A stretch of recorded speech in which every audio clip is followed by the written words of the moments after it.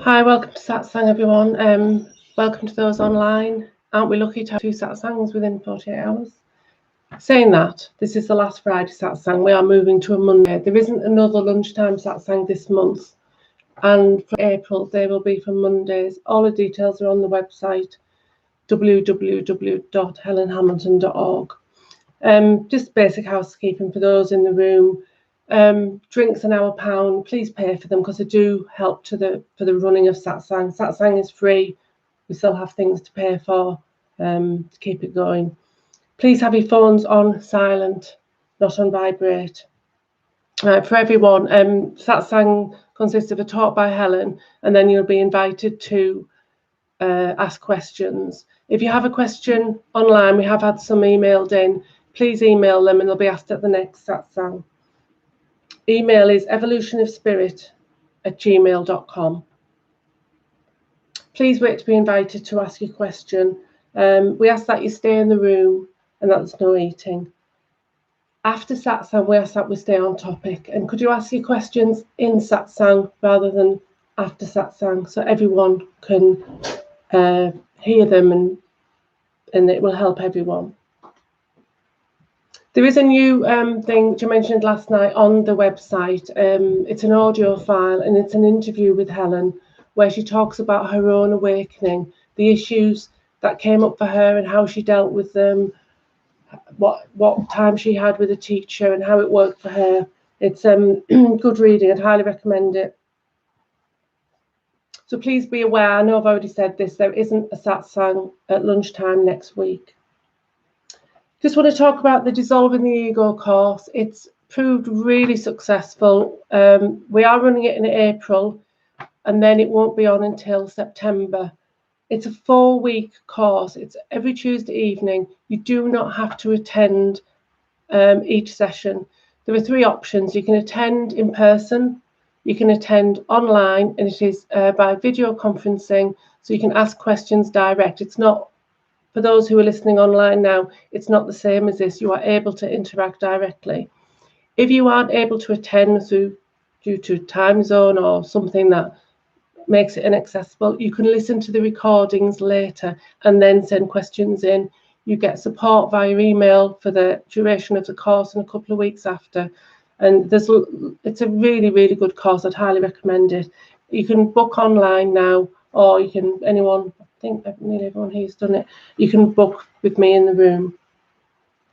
It's about Helen's experience of waking up, and it helps you to remove the blocks to your own awakening. They just get you beyond the mind and just have lots of peace, love and joy. I mean, who doesn't want that? Please remember, you don't have to attend the actual sessions. On Sunday, Gaina's running the online support group. This is great, again, for those who can't come in person. Anyone here is welcome to join as well. I'm hoping to this week. It's 12:30. The link is on the website under the Sangha support group. If you just look at the menu,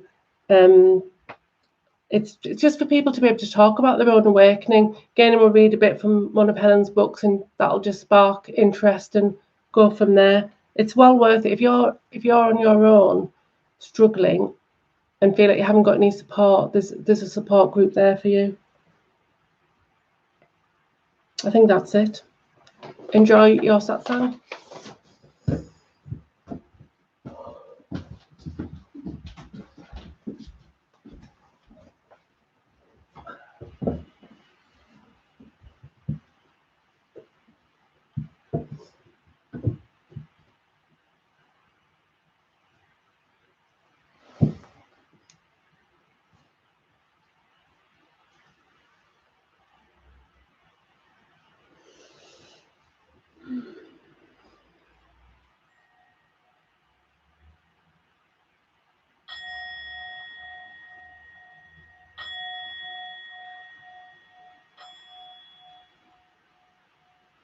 Namaste.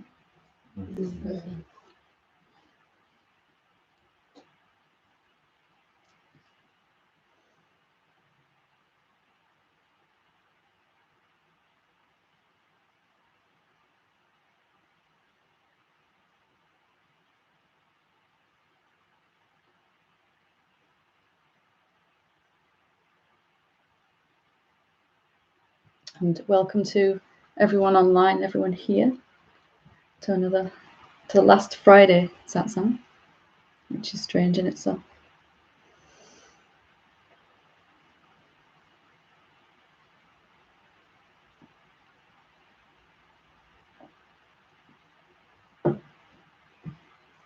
There's a subject that came up for me when I was waking up that took me a very long time to understand how important it was.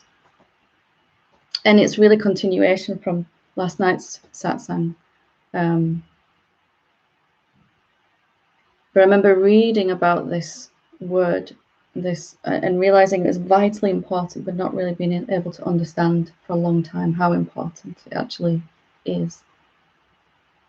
And the whole subject of renunciation is something that took me a long time to come to terms with, and to realize what it actually was. So I want to talk about that for a little while, because I think it's vitally important to understand what that means. It's not a very popular phrase in the West. It's not a very popular thing at all to renounce things. It has been in certain cultures, but not so much these days. Slightly out of fashion, but hopefully when we realize what it actually is, it'll be back in fashion. So renunciation, or it's also been called austerities or tapas in the past, it's not really what it's been labeled as, like many things in the path to awakening. It's been, if I say the word renunciation, probably this idea of some guy in a loincloth wandering around with a begging bowl comes up in our mind. And it can take that form, but that wasn't really what helped me. Renunciation is really renouncing those things that we no longer need. It's synonymous with surrender, the term surrender, which we can split that down into Sur and Rondra. Rondra means to give back, that which was never ours. To give back indicates that it was not ours originally, as we were saying last night.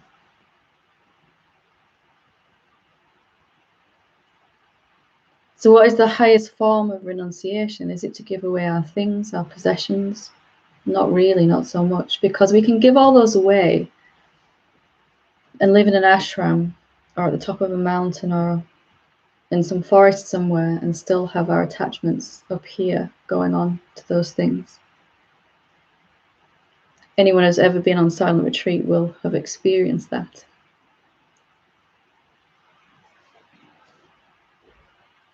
So the biggest and the greatest power that we have is to renounce our self-definition, what we think ourselves to be. This is the true meaning of the word austerities.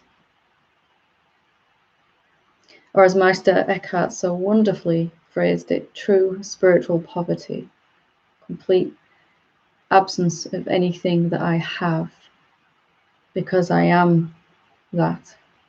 I don't have anything. And I'm not for a second talking about your finances or your house. You know, you don't have to sell everything and live in a tent, luckily, because I'm no good at camping. But is to renounce our ideas about these things, about our world, about our life, about our self, about everything.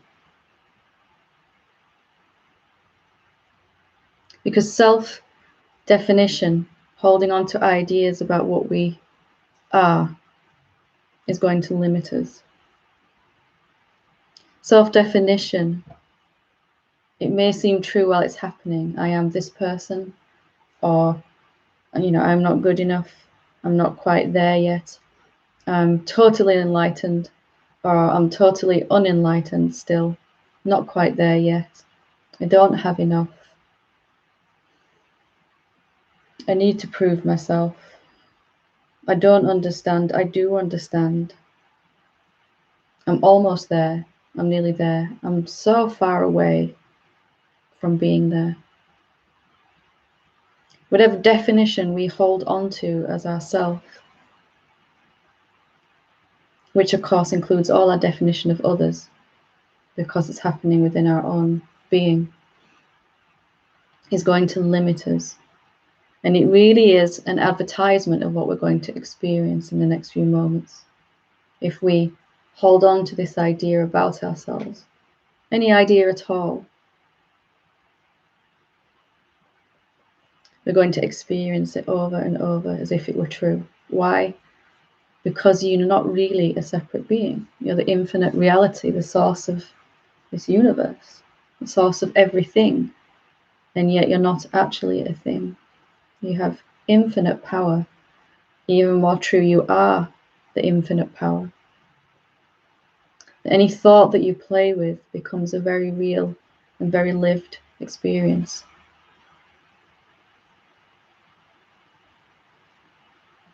So the highest and most direct path is this renunciation of all the things you think you need.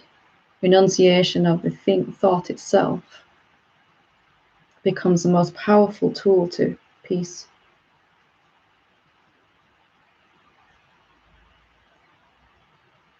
How to do that is to experience, and if you haven't experienced it yet, that's what I'm here for, what you actually are, to experience again and again and again what you actually are, that which is not any particular thing, that which has no shape, no form, no age, no limits,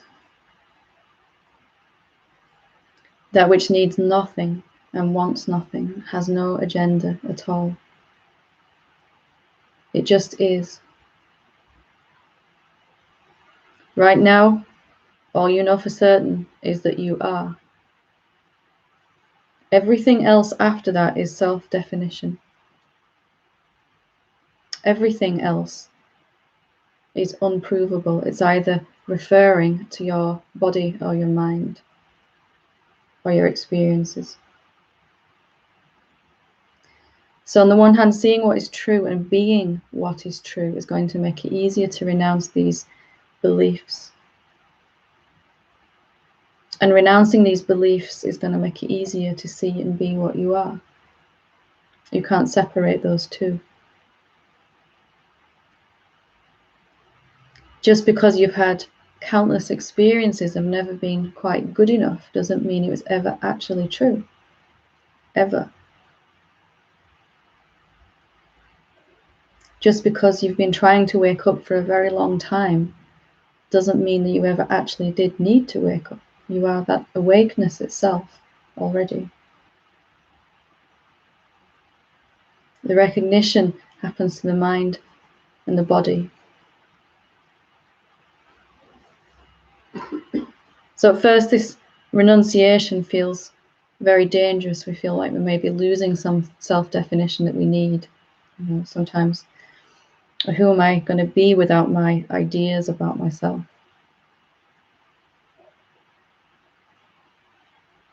How am I going to run my life? How am I going to motivate myself to go to work? How am I going to manage my family and my finances and pay my bills if I have no idea at all what's going on?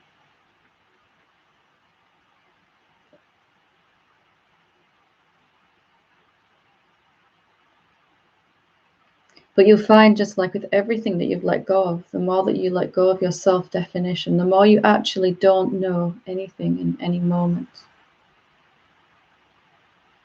the more beautiful life becomes.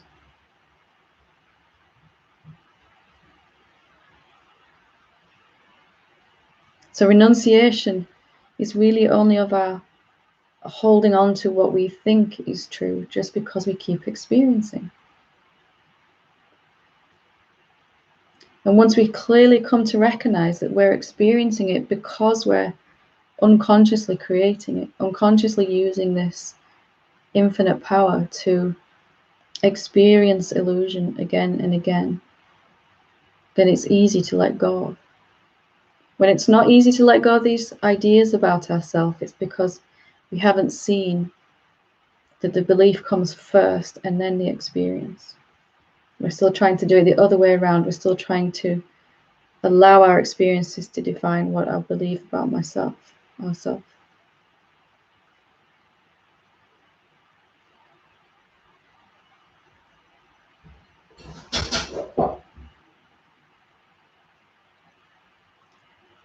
So renunciation starts as a chore.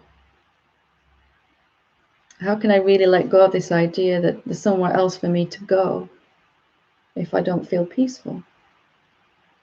If I'm not feeling the love, joy, and bliss that's been advertised as the awakened state?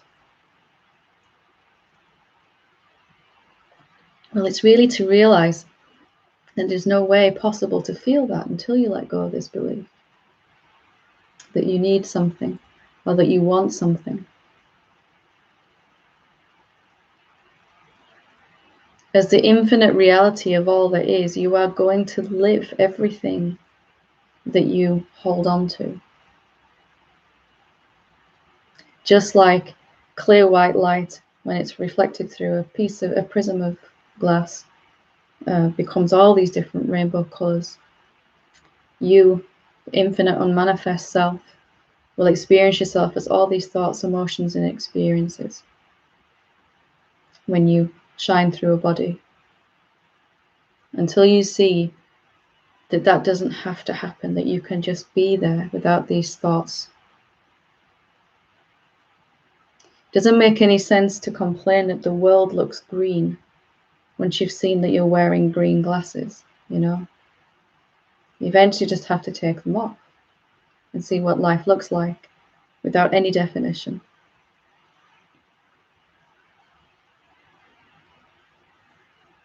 So this sacrifice, it feels like, to surrender things, to surrender our ideas, becomes a wonderful joy, a totally liberating feeling of just becoming lighter and lighter and lighter, all the while realizing no thought about myself is true, and all the while seeing where we still believe thoughts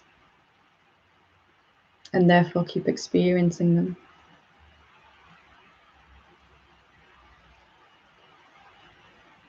Is there really any justification left in the end for letting go, for not letting go of these thoughts? Well, only if you want to keep disturbing yourself.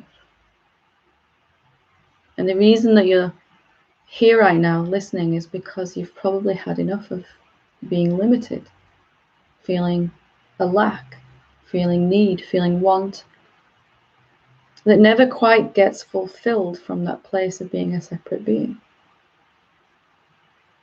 For my own self, there was this empty void inside myself that I just could not fill up. No matter how many times I helped people or did something wonderful. Seconds of relief. And then back to feeling inadequate and incomplete. Now there's adequacy and completion before I do anything. So I'd urge you to renounce what you feel you can. Just for a moment you can try it, just to let go of every self-definition you have, of your history, of your projected future, of what you think is happening right now, how far you feel you are in your awakening, of perhaps comparing yourself to others. Whatever state your life is in as you're listening, there can be this recognition that it is that way because I've always been this infinite self and didn't realize. I've been using this power in the unconscious way to create endless illusion for myself, which is a bit of a kicker when you realize, but then you can immediately step out of it.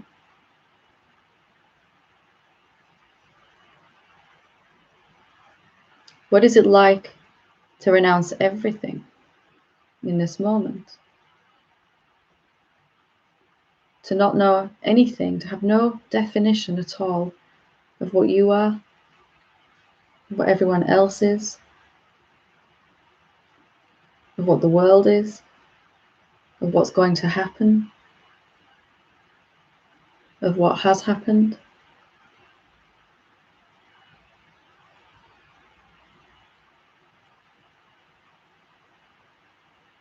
You can try it on for size even before you, for a moment, try before you buy.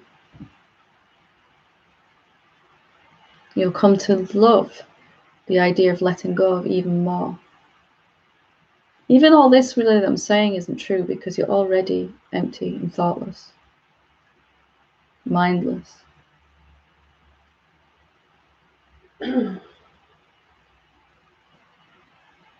If you just don't know for a second or a moment or a minute that there's further for you to go, what is your experience? If you refuse to agree that you're not there yet, how do you feel?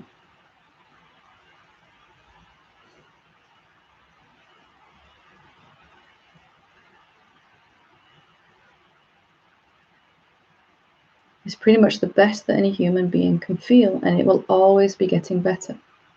Always. And then you can move throughout your entire life experiencing anything that's going to happen, but not being able to suffer. Because we're really suffering from our projections, our ideas about what is and what was, than the actual thing itself. We're actually suffering from our ideas about our history or future than those particular things. We're actually suffering from our our projections about fear or guilt or shame than the actual emotion itself.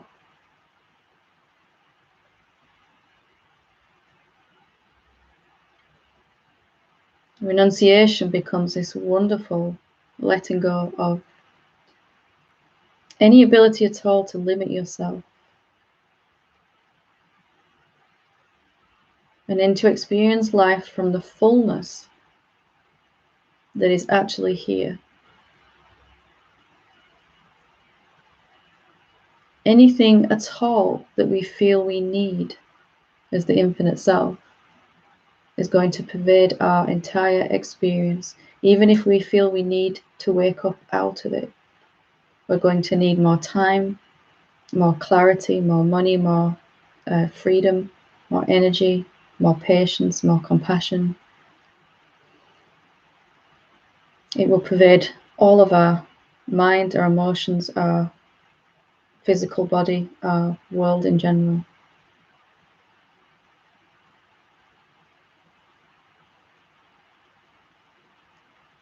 Sometimes we have to hear this a few times before we accept, before we recognize, actually, I've been kind of doing this to myself without realizing, you know.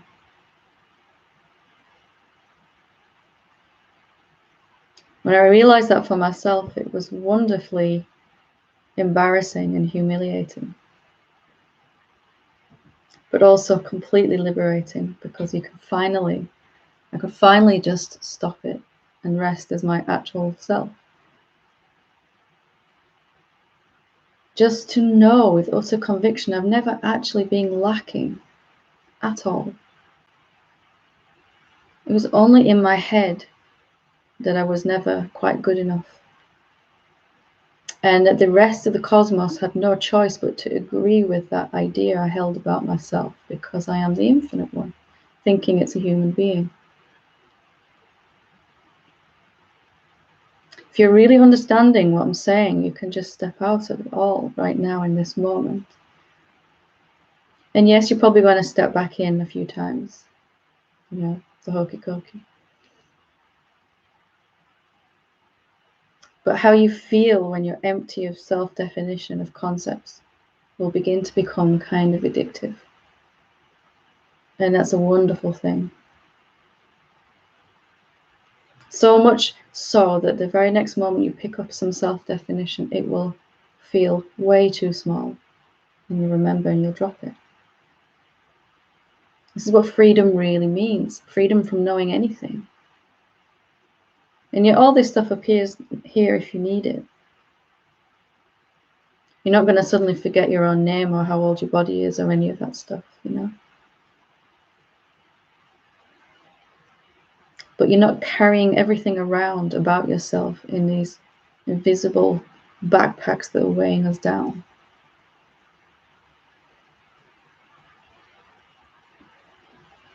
So renunciation was something I hated to start off with. So there's just, how can I renounce everything when I have a life and a family and children and cupboards to fill and work to do and school runs? And then when I really began to realize what it actually means, it was so very powerful. You can be a monk sat on top of a mountain with no possessions at all, doing only good works to everyone and still feeling inadequate. And you can be someone that works in a local supermarket and feels completely adequate. Which one is the Buddha?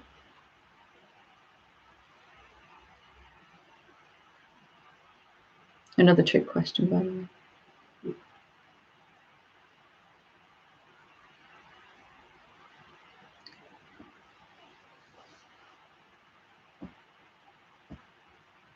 Renunciation becomes us moving about our lives, experiencing what we experience, but completely empty inside, completely quiet of any assessment of how I'm doing, how this person in front of me is doing, how the world is doing. From that place of completely having renounced everything, what actions and words and thoughts come from you are going to be of benefit to all of mankind. You can't help it.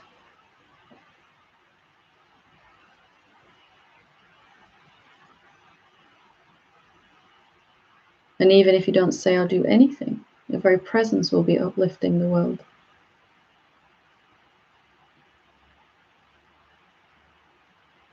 So I would urge you to try to emphasize. Just forget what you think you know anyway, because it's not true.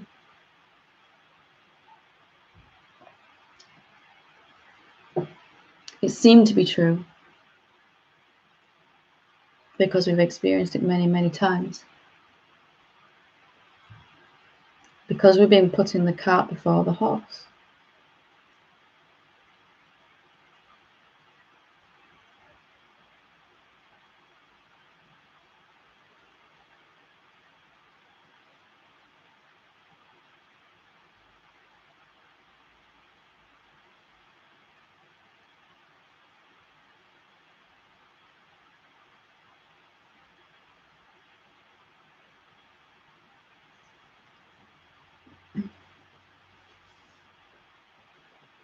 So we have a few questions emailed.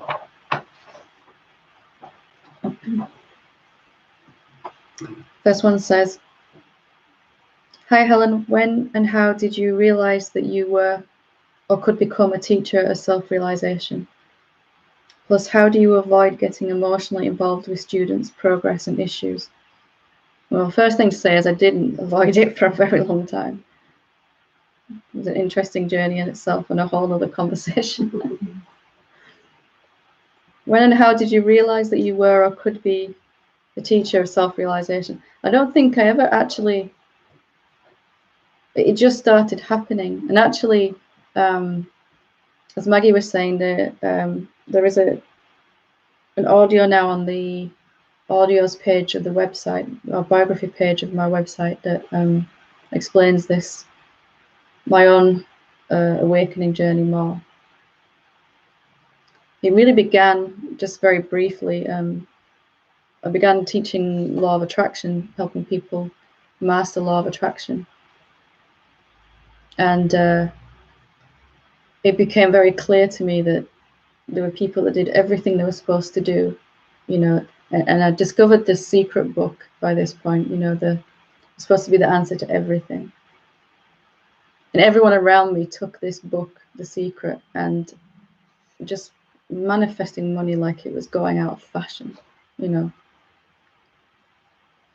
And I applied the same thing and nothing happened. In fact, I got worse into debt. So I learned from this experience, hopefully, I thought, you know, there must be subconscious beliefs in the way. But it became clear that no matter what I did to change my thoughts or change other people's thoughts, encourage them to change their thoughts, and I tried many, many things, that there was something underlying. Of course, now I know it to be the belief in being a separate being, but after a lot of suffering, and as I just said, if I feel I need or I want something, I'm going to have to keep experiencing need. What was the question again? Oh, yeah. So it just kind of evolved from teaching law of attraction into teaching about this without really realizing. And it was afterwards that people started to say that I seem to have an ability to explain it in a clearer and simpler way. And it just really went from there. I don't want to spend too much time on that because there is a whole hour audio on the website about that now. How do you avoid getting emotionally involved with students' progress and issues? Well,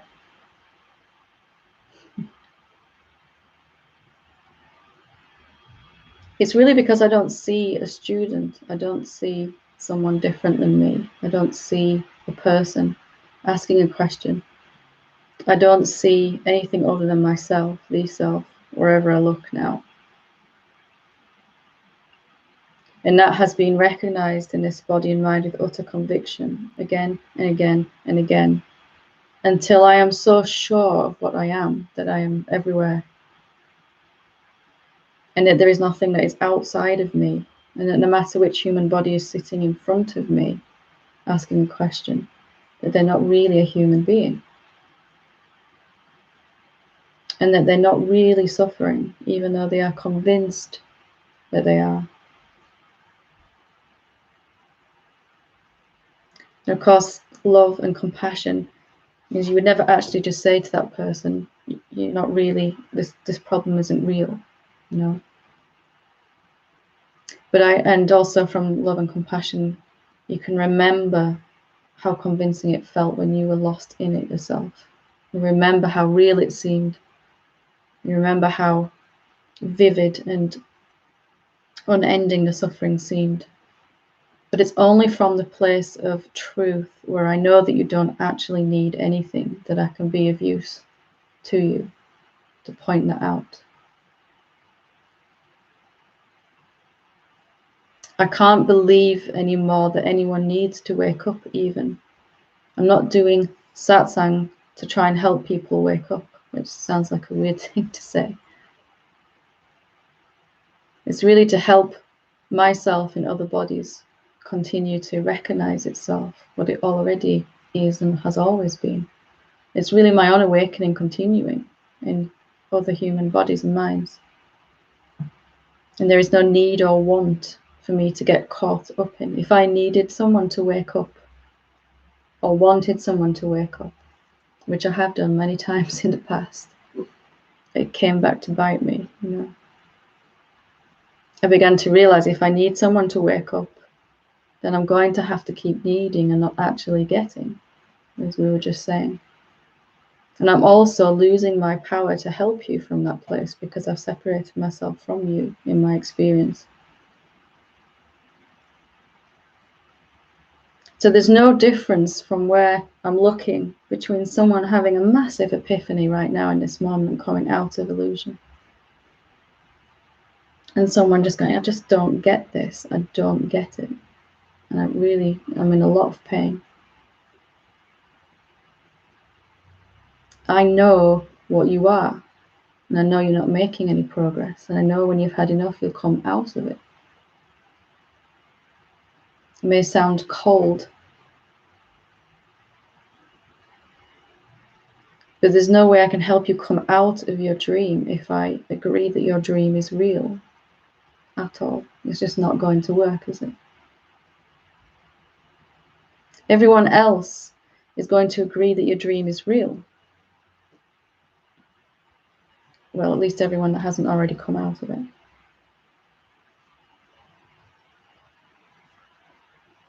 What is the last bit of the dream? The dream that I'm waking up, I'm coming back to clarity. I'm realizing the self. I'm establishing myself in the peace, as the peace. But even that is not true. You already and always have been. What you feel is happening to you is actually happening to your mind and your body. That's what's clearing out. That's what's becoming freer.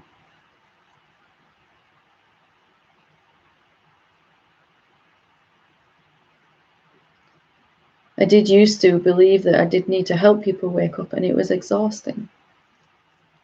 And I had to keep experiencing it not working.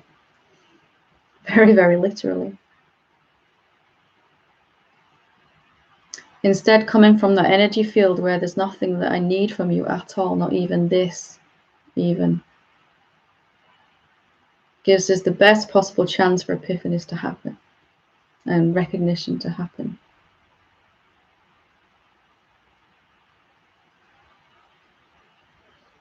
So, good question.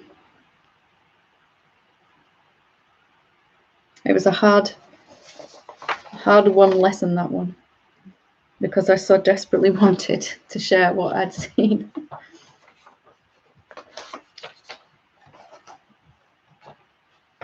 So this one says, I'm scared to ask this to avoid the ego making this a DIY project. But what was the main thing that helped to really quiet the mind to the point where you couldn't find it anymore? Was it just realizing that all thought never pertained to the truth of what you really are? So you began to refer to all thoughts less and less? Or was it the willingness to challenge all egoic beliefs when they came up? Again, I know the ego may take what you say and turn it into another goal again. And I just want to have this happen naturally.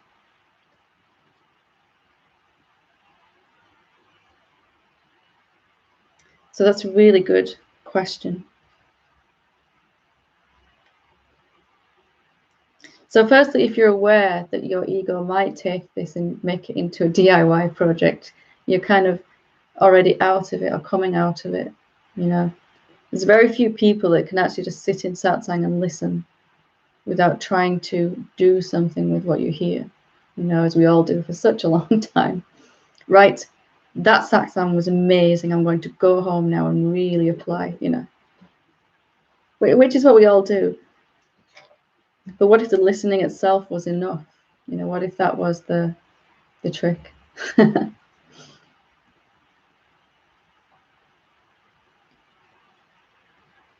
So I'm scared to ask this to avoid the ego making this a DIY project, but what was the main thing that actually helped to really quiet the mind to a point where you couldn't find it anymore?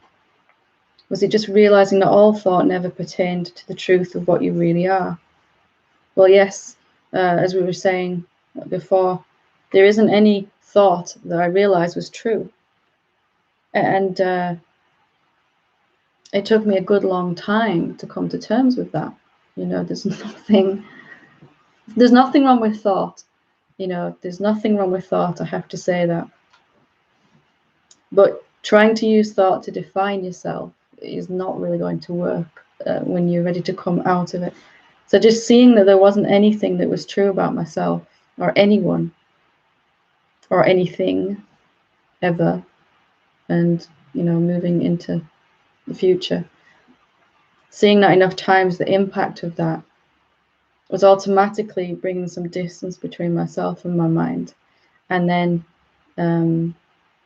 when those beliefs did come up, that I'd, you know, much beloved beliefs, even though they were really painful, there was more power there in that moment available, freed up, taken out of all my projections and back here,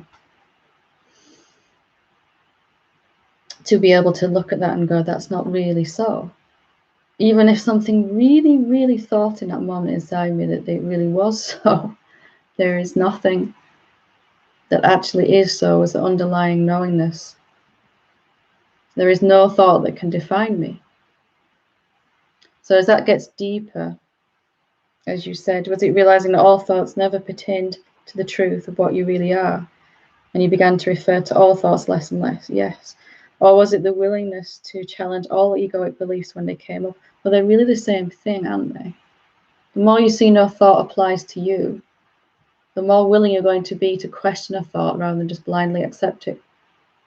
And the more power and the more choice there is going to seem to be in that moment to challenge the thought when it comes up. If I really feel that thoughts or what my mind is saying is true, I am never going to challenge it, ever. It's only to experience, first of all, what I actually am, and experience it again and again and again, and as often as possible, and to live in and as that the power comes back bit by bit, or a lot all at once, that we've had tied up in all these imaginary plates that are spinning in our mind, which is our ego, you know, trying to sort out my life and my relationships and my finances and my, you know, the biggest plate of all is my awakening. When all that energy comes back, I'm laughing because I remember how long it took me to figure out what I'm saying right now. Then we're finally free to challenge that. So it's not either or, really. It's you've seen that no thoughts are true, and that's having a bigger and bigger impact on you each time you see it. It kind of just slots in deeper. And then you realize it's not just about my awakening, it's about my finances, about my relationships, it's about my purpose in life, everything I've thought about myself is untrue. And there is then that recognition and remembrance in that moment when you are seemingly tested.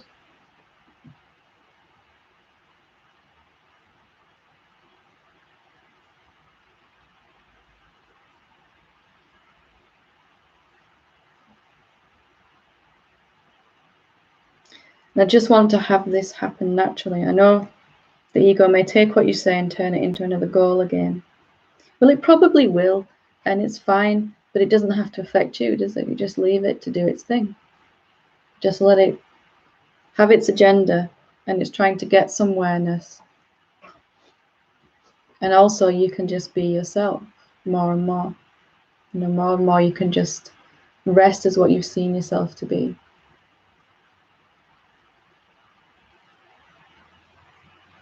Very good questions, very good.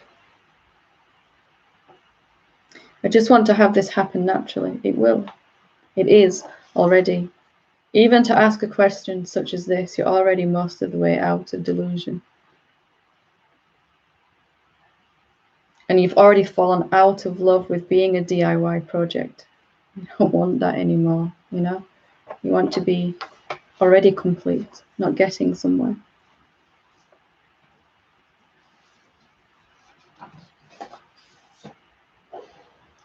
Would anyone like to ask a question or share something?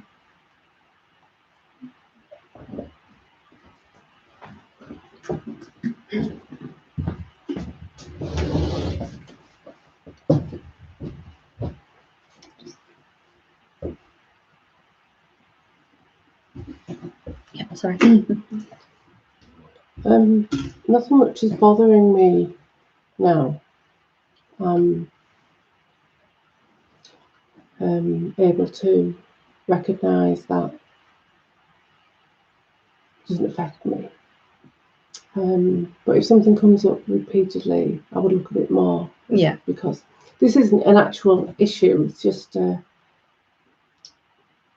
experience that I just want to know what's going on, really.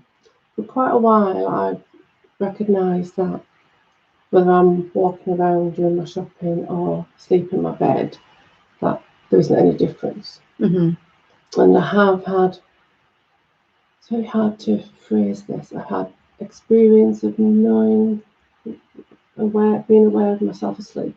Mm-hmm. The last week or so. You mean your body asleep at night time? Yeah. Right. Yeah. Which is difficult to explain, anyway. But the last week or so, I've had a few very restless nights. I tend to have my early morning spiritual time, you know, which is fine. I've been having a lot of restless nights while I'm working on the hour because the wind blowing or whatever. Anyway, when I wake up, whether I'm having a restless night or whether I've had a really good night's sleep like I did last night, when I wake up, there's this moment of, it's like I'm taking my first breath. there's a real sense of being born. I don't mean literally, you know, but it's like, and it's a new seeming experience. Could you explain? Or it's not an issue. It's just I'm intrigued by it. I think one of the most wonderful things about having recognized yourself consciously is losing any meaning of this word again.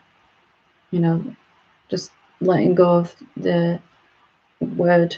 I mean, you still use it in your vocabulary, but it has no relevance for you anymore as the eternal now. There's no more, I'm doing this again, I'm experiencing this again. You know, so in this situation, it's just another day, I'm waking up again, you know, or it's Monday, or sometimes in the depths of sleep when we've been most quiet, there can be this sense of, well, how it was for me was just this newness that never went away. Everything was just new and still is. And although it says, you know, 12:15 on that clock, it really isn't. It's just completely now, isn't it? Yeah. So there was this, it's wonderful. It was like being a baby again, almost, because first time I got in my car and drove somewhere that I would have said I've been thousands of times. Thousands. It was like, wow, this is completely new. I haven't done this before.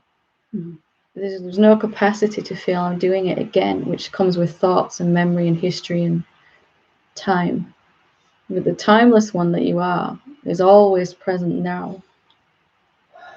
And there's just this wonderful, wonderful joy of discovering what everything actually is in this moment without that idea of that filters the immensity of the moment through this idea that I'm just doing the same thing again that I've done, you know, whatever, when I'm cooking or driving or just sat having a cuppa with someone or holding satsang. You know, there's no again or before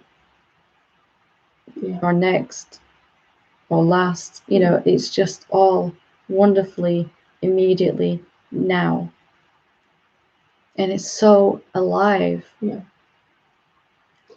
And it never gets old. It never fades away. In fact, it's just always present as the real self. Yeah, that helps actually, because I've been recognizing that as well. What you would call the mundane stuff in life just isn't. It's just, yeah. It's really even small things like I'm chopping an onion to make, you know, to cook.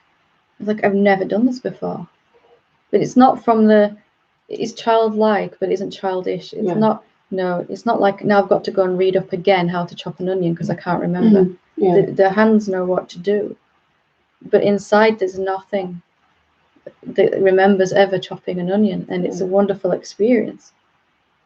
Every time I do it, I get caught by how strong the onion is because I forget that I've done it before. But, you know, but it's fine. Everything you experience is just bathed in this joy of discovering actually what it really is, rather than what we've thought about it.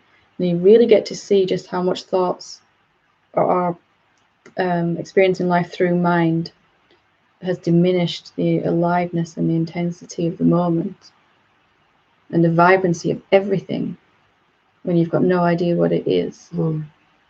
There's nothing mundane. There's no difference between the rubbish that I'm taking out, you know, to this satsang. There is no difference. And yet within that, the things that ego would call joyful are still immensely joyful. Yeah, definitely. Yeah. Everything just gets an upgrade. Yeah, that's a good word. You know, what was fun before becomes really fun, and what was awful before becomes fun. Yeah, I did speak to you about it, but it was only a thought thing going on. You know, we've had some lovely news in the family, and there was I shouldn't feel joy about that, and which I knew was ridiculous on every level, and that I just let that thought, that can't affect me. You should. Yeah, mind can find a shut out of anywhere, can't it? You know? Just bat them away now. It's like playing tennis. I'm pretty rubbish at tennis, to be honest, but this is easy tennis once you've seen. Yeah, but it was nice to be reminded, because I did speak to you about it, to just to allow it and enjoy it. And it's not really that news that's bringing the joy. No. It's a recognition of how joyful you actually are. Yeah. You know, and then everything begins to agree with you that life is joyful, rather than the opposite, that we've all been living. Yeah, I found that since the thought about how this should be, or how that was, and how it will impact, since a lot of that has been dropped. Still, sometimes it's still shown to me, and I can just apply does that affect me? And since then, the things that I've always enjoyed and wanted are just flourishing. Yeah. Because I think that was a worry before, that if I became this being that wasn't affected by anything and had no needs and no wants, and that everything would just be bland. Yeah. How wrong I was, Anna. It's completely, everything's bland when you want things, isn't it? And then it's completely the other way. And that clarity of what everything actually is means you can actually experience it in that moment. Yeah. What does a bunch of flowers smell like? Well, I've never smelt them before this. And not like I was saying, I've always been filtering every experience that's coming in through my senses, through what I think. And each thought is diminishing the infinite reality. Not really, not actually, but in our experience. Yeah. So I've never smelt this fresh grass before, and you'll find yourself doing all these things like, wow, things that you just used to do. You go and cut the lawn, and you're just mesmerized by how beautiful and how green the grass is, and the blossom in the spring. Even the mundane, like we were saying, becomes extraordinary. That waking up on a morning, it's kind of like, it's seen as it's the same as it's ever been, but I haven't recognised it before. Yeah. It's no different, but it's very different. When you're just watching, finally, as you always have been, but without the self-definition of I'm doing, then you really can actually see what's happening. Really, really have the eyes to see, as Christ said. I think it becomes its own upward spiral. Then you just so much want to let go of definition, more and more and more, to not know what anything is and experience it as it actually is. You just see, like, if I hold on to ideas about what I am, I'm just going to keep experiencing them. And I hold on to ideas about what you are. I've already set the tone before you even walk in the door, then, how it's going to be. And I don't want that. I want spontaneity. I want freedom. I want life as it actually is, unabridged. And yet there still seems to be an arrangement for later today, and all that still seems to be going on, and that's okay. That doesn't change. Something's scheduling and planning, and knows to be in this place at this time, and it's all just happening by itself, isn't it? As it always has been. Yeah, it's the seeing that though, isn't it? Thanks. I just kind of, it wasn't an issue. I just kind of, this is nice. It's kind of one of the perks of having realized the truth. For the rest of continuation of the body, there's just this you might look like an adult, but inside you're like a 3-year-old going, wow, wow. Well, it's been kind of happening, and I've been seeing it, but the other very windy night, I went to bed and I woke at 12:15, so I hadn't been asleep that long. It was like, oh, and then back to sleep, and an hour later, it was like, that's quite funny. Honestly, anyone knew they'd lock me up, so don't put this out. Too late. Thank you. Don't worry, we're running live streaming. Any other questions or comments?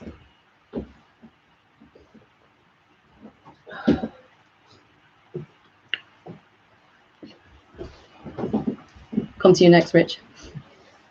It was a dead heat again. Both hands at the exact moment. Yeah, it's just a small thing, really, but it's just around renunciation, and I know that there's something really important in it for me, but I just want to talk about it with you. Yeah. Because the very thought of the reality of renunciation, to me, in what you were saying, is that is reinforcing separation. So my getting hold of the concept of renunciation is in itself actually reinforcing that I'm a separate being, thinking there is such a thing as renunciation. So I'm really just wanting to talk about that to reinforce what you've been saying, that there is no such thing. So that your ego doesn't make a DIY project. Something like that. I don't know, because I know that I'm still relating to everything through an ego. You know, I'm still believing on a moment-to-moment basis. You can't totally be doing that, otherwise you wouldn't be able to say that sentence to me. You must be some way out of it. Everyone that's totally relating to life through their ego would not be in this room asking what you're asking. So I just need to say that, because it's important. So there's something. There's something in there. So something's still involved. You know, some part of you, and that's fine. But there is also some more recognition of that which is already and always has been removed from projections, which kind of answers the point itself. Yeah, I mean, I think for me the most helpful thing is what we've spoken in the past about subjectivity and objectivity, and that is very, very helpful to me. But I suppose there's a part of me wants to be able to renounce, to do the renunciation, and so that wanting is reinforcing the illusion that there's such a thing to do. You can still do that. Really what we're talking about is authenticity, being a real self. That it's the same thing. You can let go of thoughts because they've never been true, or you can let go of thoughts because you're someone trying to get somewhere, back to the truth. You see the difference? Yeah. You can be, if I said to you, you're a woman, and you clearly looked in the mirror and you wouldn't believe me for a second, because you're obviously not. It's a male body, isn't it? So once you've clearly seen in the mirror of truth, I am formless, and I'm coming to realize more and more what that actually means, that I'm everywhere all the time, not limited. Then if mind suggests to you something, you're much more able to go, no, which is really just, like you said, just batting it away, the tennis, whereas before, if you've ever seen those, someone practicing their serve and that machine's shooting tennis balls at them really fast, and if you're no good at it, it's just getting hit completely with all these tennis balls in your head. That was how I was doing renunciation before. I was just someone trying to let go of these thoughts, and it was impossible, because the moment I tried to put them down, they just straight back. And then I added to my self-definition, because I was someone who was really not good at renunciation. Exactly, that's what I'm saying, really. So when I realized, then I thought, hang on a minute, is there anything at all for me to renounce? That feels a bit scary. But from the true place, I had to admit that was the case. There is nothing for me to renounce. And that is the renunciation in each moment. I'm already without definition. I'm already without limitation. I'm already without context. I'm already without objectivity. So the process, it's really a process of just being with how I am at any given moment, and not resisting, not saying that I shouldn't be thinking. Because I get that a lot. There's so much noise in my head, it shouldn't be like this. Yeah. Because if I've let go of everything, I'll have a silent mind. If you've let go of everything, you will not care what's happening in your mind. You'll be so far energetically removed from it. If I'm thinking I should be thinking less, then I'm going to have lots of thoughts, because I'm going to get exactly what I'm asking for without realizing, which is needing more quiet and not actually getting, instead of being the one that's already quiet in that moment. And renunciation becomes a way of being, living as that rather than a doing. Something will be trying to do it inside you, and that's fine. You give a dog a bone, it's going to run off and chew it. Just let your ego run away and do what it needs to do. It's not wrong, it's just doing it the best way it knows how. But you can recognize the importance of true renunciation, which is just admitting what you actually are inside yourself in each moment. Because then you'll be immune to ego's tactics, mind's tactics, to try and bring you back in, to that state. So it's actually an ongoing process of recognition that there's nothing to do. It's simply for me to be in the moment, whatever that is. As the moment. Yeah. And the rest will take care of itself. Yeah, it's a two-sided coin. One side of that coin is being yourself, the effortless one that just is. And then the other side of that coin is when you seem to need to do something, or you seem to need something, or you seem to want something, is saying, that's not true for me anymore. And not allowing your experience to dictate what you're going to believe about yourself. Really the same thing. It's just being that emptiness consciously. And then when something suggests it's otherwise, still remaining as that, in a particular situation or with a particular person, or when a desire comes up or something. So what's the difference between that and when I know I need to do something? When I know something needs doing, like an action needs to be done. What's the difference between that and what you've just said, which is how to recognize it as not being true? So I can recognize that a thought comes in saying, I desire something or blah blah, and that's not true, because that's not the reality of me. Yeah. But what's the difference between that and you're going, I need to sort out X? Yeah. It's a clear understanding that it's your mind and body that are doing those things. You're not doing anything. That what is doing is the body, isn't it? Even if it's a spiritual doing, it'll be your mind doing it and not you. What can that empty, formless awareness do?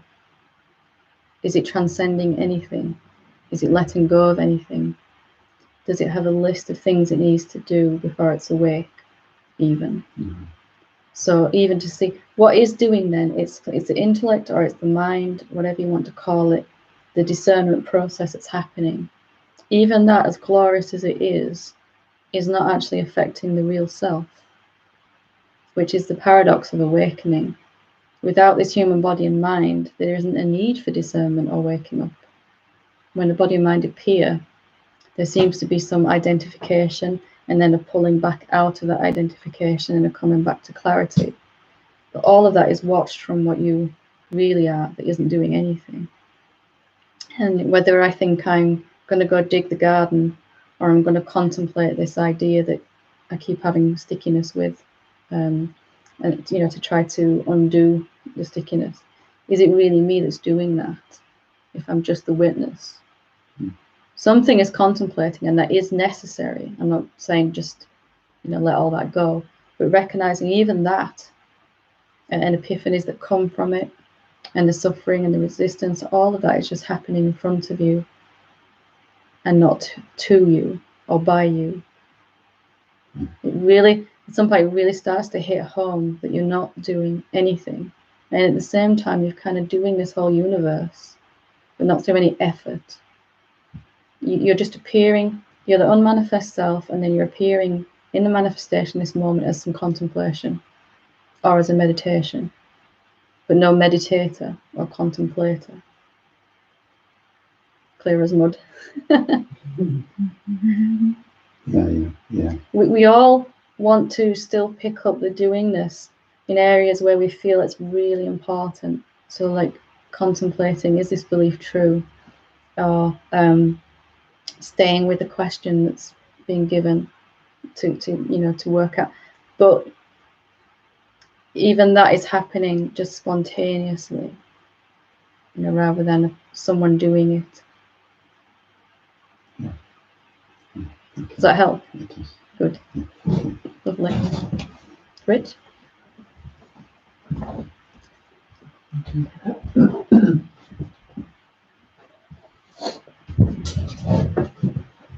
Hey. Hey. So every week Maggie says, ask your questions during satsang, not after. And I think I ain't got a question, and then I immediately ask you a question. So next time we do satsang, I'm gonna pretend I'm gonna stop it 10 minutes before, and then you'll have a question. Yeah, that could work.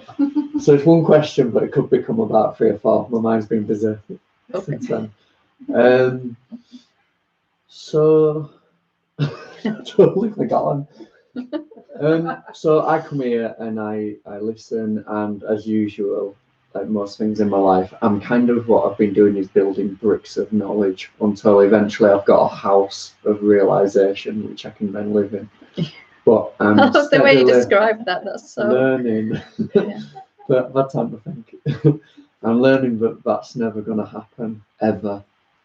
And what I've sort of asked you, what's never going to happen? That you can live in the house. That I can live in that house, somewhere, but right. I can't do it through acquiring knowledge. Right.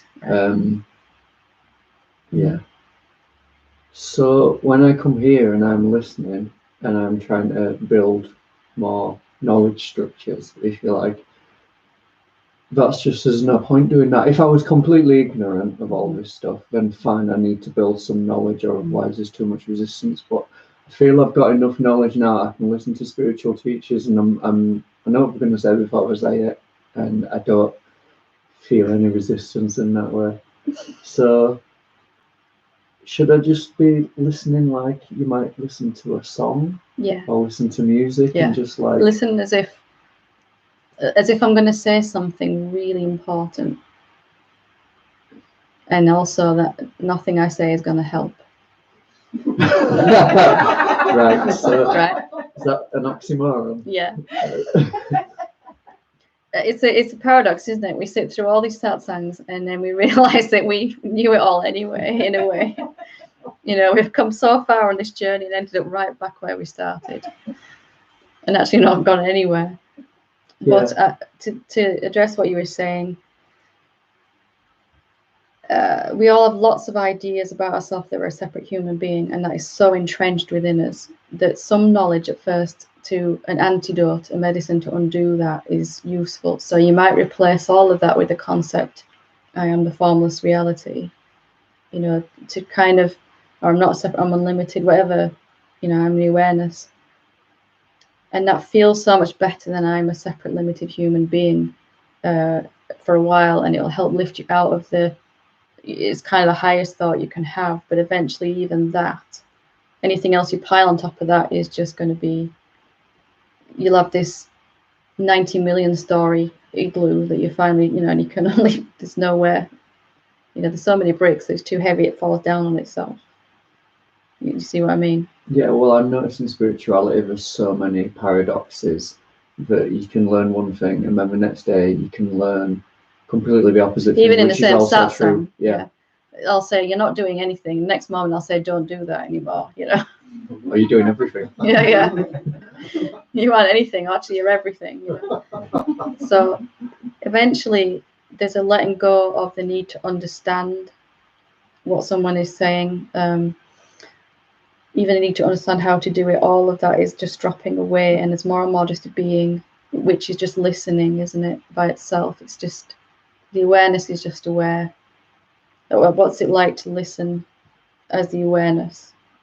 That what's it like to see as the awareness? What's it like to be the awareness? So a bit like being hypnotized almost. No. Not like that. In what way? So, well, tell me what way hypnotized. Well, I've been hypnotized before, and to do that, you have to trust and you have to let go, and then the process just seemingly happens without you. And you think you've been sat there 5 minutes, and you've been sat there an hour, for example. Kind of a little bit in that way, as in letting go and stuff, but really just the recognition that I could go on trying to understand and having epiphanies for the rest of my life and still not actually be myself. Yeah. If I just be myself, then the understanding and the epiphanies will come from the inside out. You know, and really that's what every teacher's saying anyway, isn't it? I can't really teach you anything that you don't already know. Just to be still and quiet enough inside yourself where you actually start to line up even in the mind and body with what you actually are, which is effortless abundance in terms of knowledge and understanding. That those will come from the inside out to you, rather than you sitting in satsang trying to understand what I'm saying and get something out of it, which is kind of like the outside in, isn't it? If you know what I mean. Yeah. That knowledge, that wisdom that blossoms in your own heart as a recognition will be absolutely true, and it'll be your own direct experience. Therefore, no matter what anyone says, even if I said you're wrong, what you've just realized, you'd be like, no, I'm not. You'd know with such utter conviction. That's the way we want it, rather than just being more stuff going in upstairs all the time. I have noticed recently, but all my life hunches, I don't know what other word to call them really, about how things really are, have all turned out to be correct. Whereas most of the intuition and instinct, that, but whereas most of the knowledge I picked up from school, university, media, whatever, most of it's, I'm going to swear then, but most of it's nonsense. I remember I was intensely fascinated, still am, with Nisargadatta Maharaj, and he used to say, first you value ignorance, and then you value knowledge, and then you value nothing at all. And I was like, that just sounds really sort of pessimistic, you know. And I really tried to understand what he was saying for a long time, and then I realized even knowledge, even if I say I know what I am and I know what you are, of course I have to say that in satsang to kind of bring attention back to the real self, but there's nothing inside me that wants to know what I am or wants to remember what I am now or can forget what I am, because I am before that, you know, that understanding. And you touched upon this before, you know, last time you asked a question, you were utterly confused by the time we'd finished. You know? And that's the best place to be, because you can't go away and do something with that, can you? Right? If you go, right, I've understood what she said now totally, and I'm going to go make that happen. No, there's no point. I could read for 1,000 years on all different spiritual literature, and all it would do would confirm what I already know. And the same books that used to bring me great joy to read began to frustrate me completely, because I was realizing I was using that as a way to avoid actually being myself. You know, if I just find out a little bit more about what the self is and how it will be when I am the self and all that stuff, you know, then I'll be better prepared for my awakening. And it's like all the while the real self is just kind of like, you know, it's endless patience, right? You know, but it was just a clear point where I realized any further understanding is not going to help. In fact, it's counterproductive. And you don't become like an idiot or anything, you know, you can still use the intellect when you need to. That laugh at the back there. But it's not your go-to method for experiencing anything anymore, especially yourself. There's a tarot card called the Fool, and people think it's a foolish person, and it's not the Fool. I fell in love with that card when I realized what it actually meant. Yeah, beautiful. But it's like a child out of just innocent and just living life. Spiritual poverty. Meister Eckhart called it spiritual poverty. Like being so poor, I can't even afford concepts about myself. You know, in my tool bag of stuff. Wow. You know, you just had a way of putting it in. That's where you end up. We all love concepts, so We try to collect concepts about the truth, about what we really are, for a long time, because it feels much better having concepts about being someone that's going to die, come to an end. But in the end, it's still limiting, isn't it? Still a definition, still a big heavy suitcase to carry around, or 6 or 7 if you're really doing it right, being a seeker, you know. We've got like sledges of luggage behind us, you know, excess baggage. I'm snickering because I don't know what you're saying anymore. And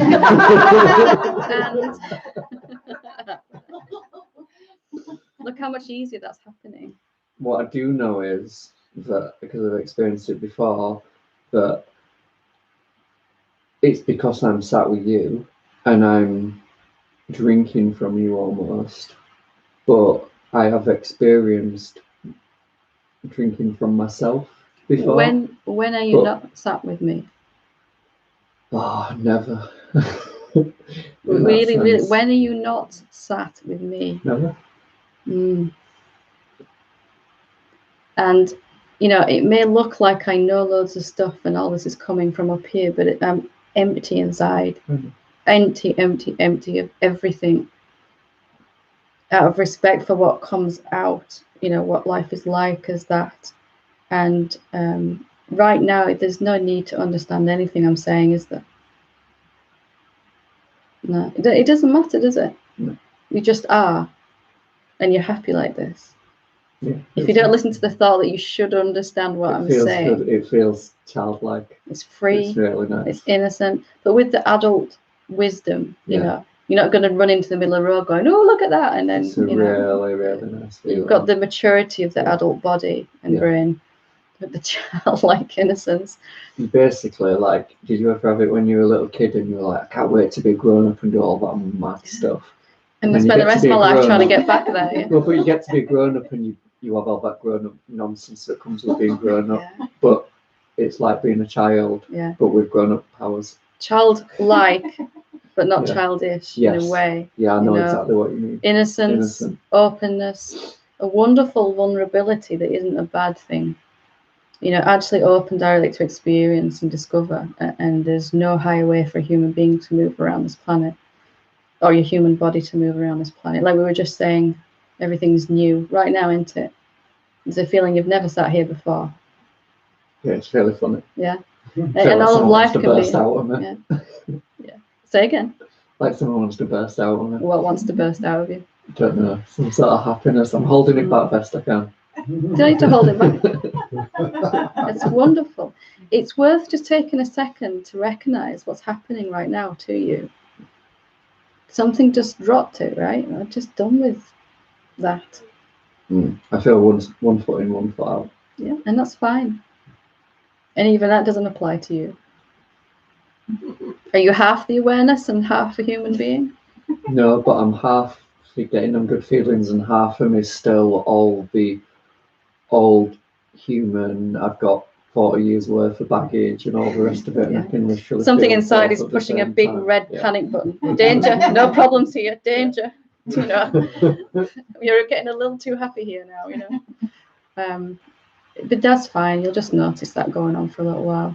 Yeah, I think there's a fear that if let's say I felt that good all the time, then it can be taken away from me. I know it can't, but that's a fear. At first it that's a fear that I got bursts forth in this enormous joy, you know, enormous joy. And it'll be just at really inconvenient moments, but as it settles in, that it's just even to say it's in the background, it really isn't, but it's constant joy that's ever increasing. So these huge surges when we first let it through, you know, like the joy of freedom that can never be curtailed again is incredible, you know. And in a total absence of any ability to feel fear in this place, that's going to lead to joy, isn't it? Yeah. And sometimes bliss and ecstasy and all kinds of wonderful experiences. But I'll let you find them out on your own. I've had glimpses of it, and I don't fear it. It's a lot of fun, and I feel like you say, I'm grown up enough not to hurt people or anything else. Just be good. And you're right back to where you started as a child, but you're conscious of what you are. Yeah. You know, so you can choose to experience, like, use your mind when you need it. I'll just be empty most times. And the default setting, as is happening right now, is to go back to emptiness when you finish using your mind for whatever you need. Yeah. You know, and you're just like, oh, life, yay! You know, fantastic. Great. Thank you. And just be like that as often as you can. Okay. Don't beat yourself up if you can't. Thank you. Very good. Just one more quick one, yeah.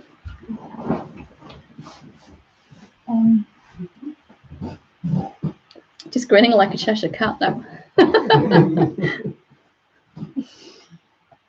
Just a question about you know how you said I'm not actually doing the things, my body, my mind's doing the things.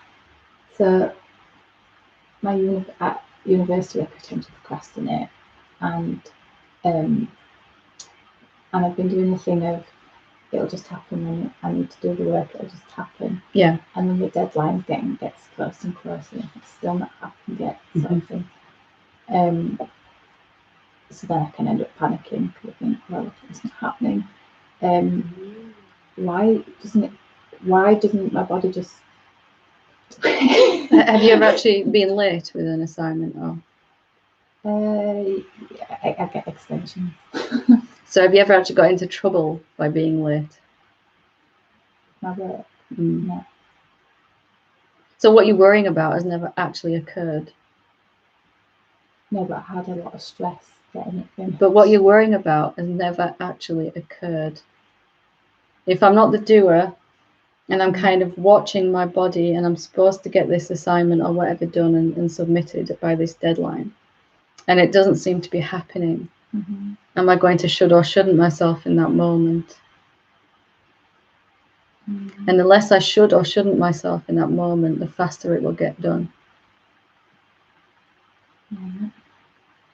The more that I should say that then. You can sit there and go, well, this isn't getting done. It should be done. And then I can stop worrying about it. But then we get into this trap of, well, I'm not the doer. There's nothing I can do about it. But we're still coming at it from a should or a shouldn't. Yeah. Well, why isn't my body doing this? Why hasn't it got it done? It'll do it when it happens. Even if it causes you a load of like stress and stayed up at night. Yep. Yep. There's a timing for everything. And I learned this when I was writing my books. You know, I'd sit down to write when I had some time. And there's nothing coming.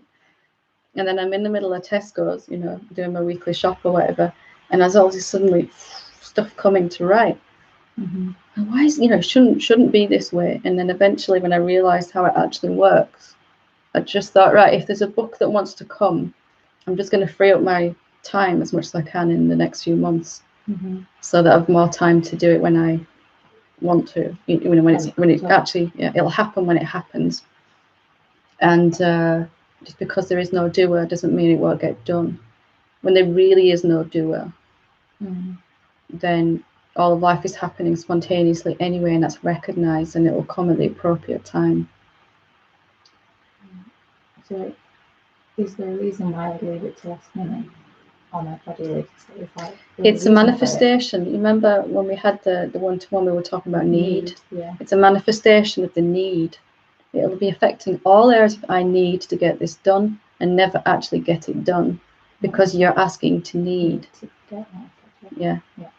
You'll find it in all these sneaky little places in your life. Yeah. But it's the same thread running throughout all of them. I need.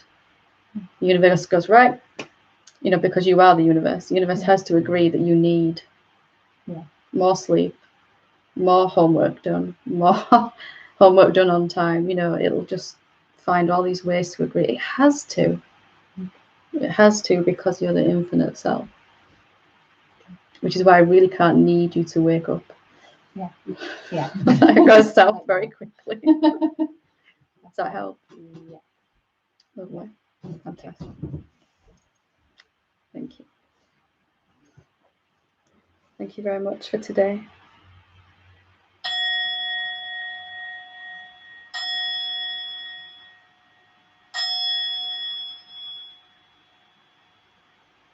Namaste.